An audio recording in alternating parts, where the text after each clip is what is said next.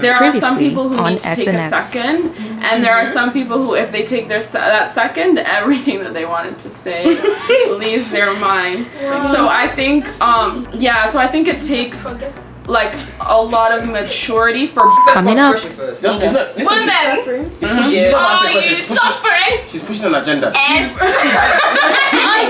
It's sweet, it's salty, it's with your toffee. I'll see you. Rachel, Moyenda, Alice T. Also known as Emma. Hi. Musumala. My name is Kelly, but the streets know me as Chichi.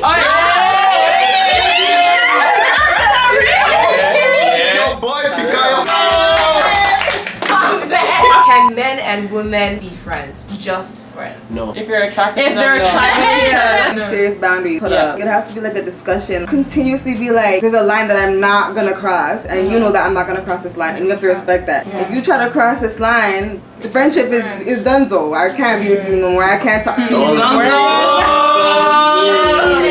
yeah, taste the tea. If you can't respect me. Say it one more time. Say it, it's Jones. Go.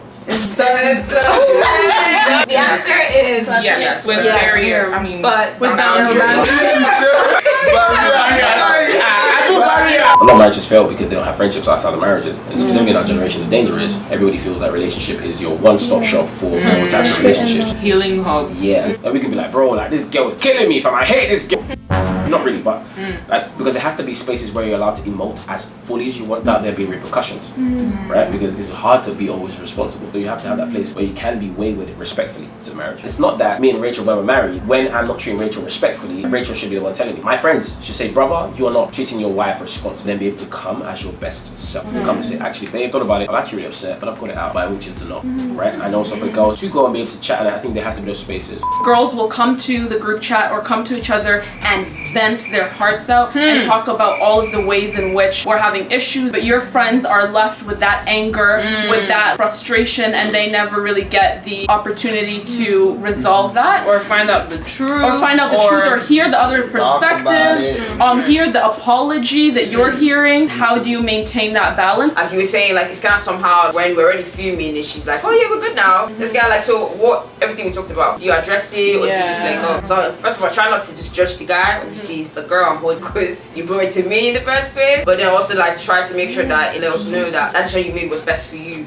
based on like obviously incorporating all that. With that same vim that you described the problem, also describe the solution. It's very important that when you're telling your friends the story, try to protect your boyfriend, partner as much as you can. Not just coming with like, he's trash. He did this, he did that. It's also important to consider where the other person is coming from. So you come and be like, oh, he did this, but maybe he was thinking that. Don't let your your friends do all that work. Give them an inch so they can consider both sides and give you proper advice. I think it's important for the receiver, like your friend, to never compromise truth. My boys, we have a very crazy relationship that we are incredibly truthful to each other. When I come and bring something to the man, they will tell me what is wrong with what I did based on what is our agreed truth. There's no desire like, yeah, but I understand you. It's like, bro, we don't speak to girls like that. You know, I understand from your own point of view. It's like this one, that one. Exactly. Actually, we can't love our bro if we're not being truthful. So I think that's what's important. Obviously, there's certain situations where you have to kind of give your friend who is in a drunken state or somewhat not best state of mind the best decision that they should make because they'll stay in the toxic situations. Because it's like, it's like people who are in love with their abusers, Stockholm syndrome. Like, it's safe for them to be there even though they get beat up because at least they know where the punch is coming from. You as a friend actually at that point I think you'd be like, you have to go, you actually have no choice. And I tried not to make that too long. Thank you. Software. So it's like one thing. Sick or something. Hold on. Ask the first part of the question first. Women, Are you suffering? She's pushing an agenda. Yes. It's a Sagittarius thing to do. Yeah, thank you, but based on your master's She get. Well, It's like, you know, rappers don't put in the video.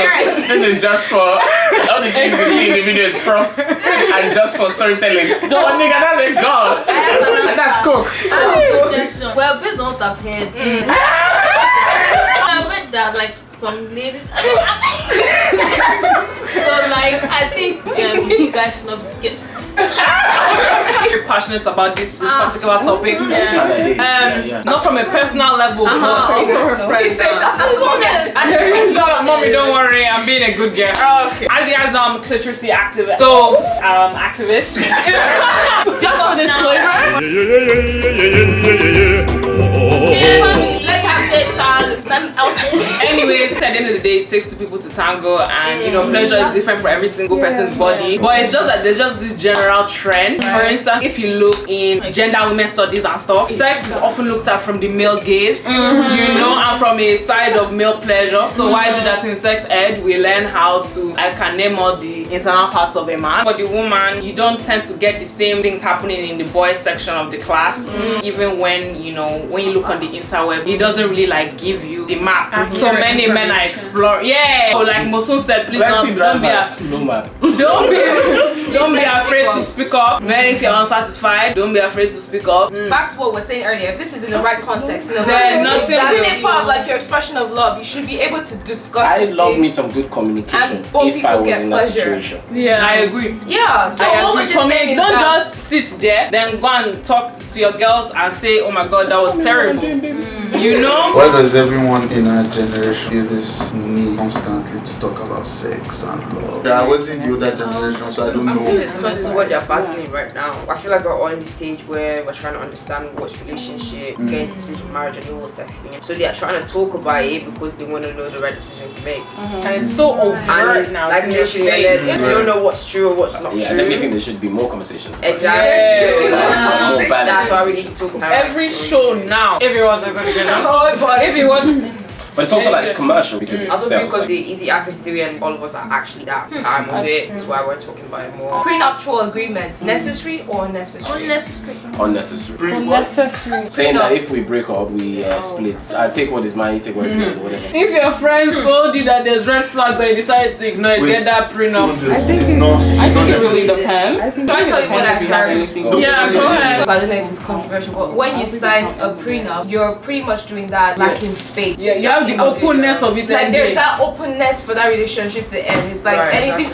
Yeah, I'm out. it's real to like if you're providing for a. I think they're like valid points in both arguments. Yeah, I honestly see That's what I'm saying. valid You can't, points in you both. can't tell me I lack faith in, No, of in course, us but- because I With decide house to know. insurance, with car insurance, Bruh. with like Exactly. with so many like, other why do parts you have in car life. insurance? There's a 50% rate of divorce. I know, but and But I'm not getting divorced. but here's an iPhone is a disposable good, so you have the insurance for the car because it's a disposable good. Are you then saying that your marriage is potentially a disposable good? That's the fun argument. You can't compare the two. If you truly believe something is non-disposable, if you truly believe in the eternity of something, then all the possibilities of the other things don't exist. For your whole life, you're not just gonna have one phone. Yeah. You have to protect the phone because the phone is meant to be replaced. Now, my wife and my relationship with my wife isn't one that is meant to be replaced because it's about honor to God. A prenup for me, I kind of say that God, I'm giving this to you. I hope it works. All my hope it should work is what I should do when I'm courting you. Because once I bind myself in there, there's no hope that it should work. I have to make it work. Has to work. That's the reality. That's true. That courting stage is your opportunity to try and fail. Why are you keeping the door open? Yeah, it is next to you. There's no door, there's no window. Yeah, there's many parents that are separated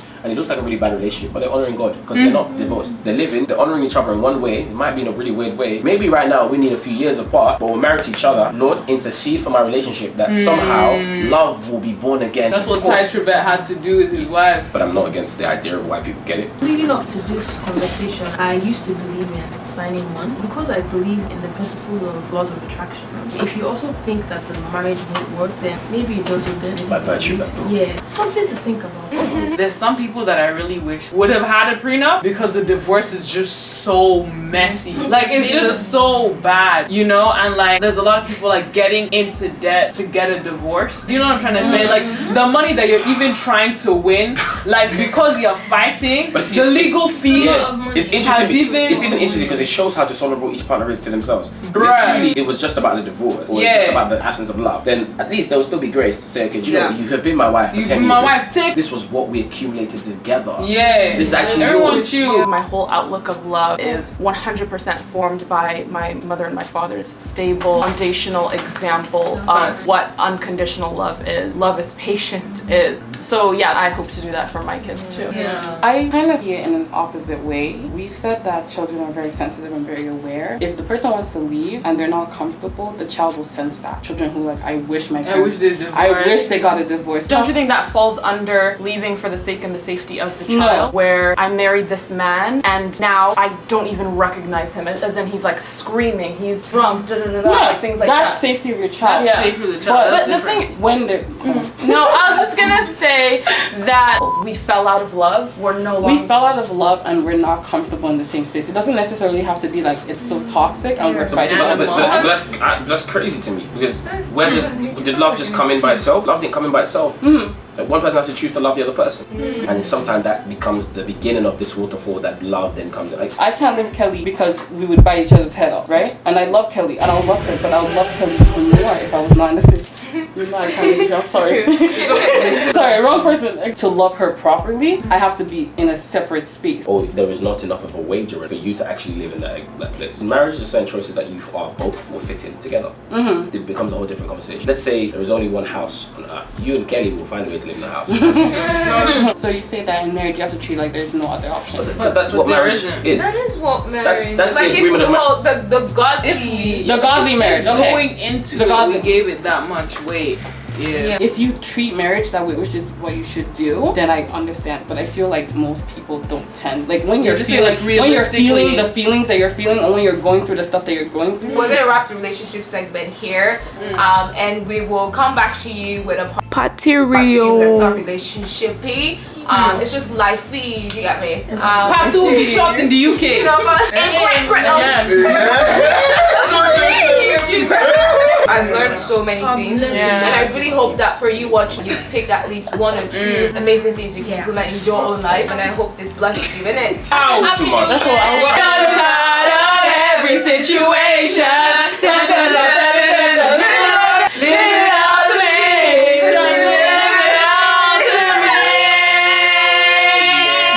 Okay, that's that.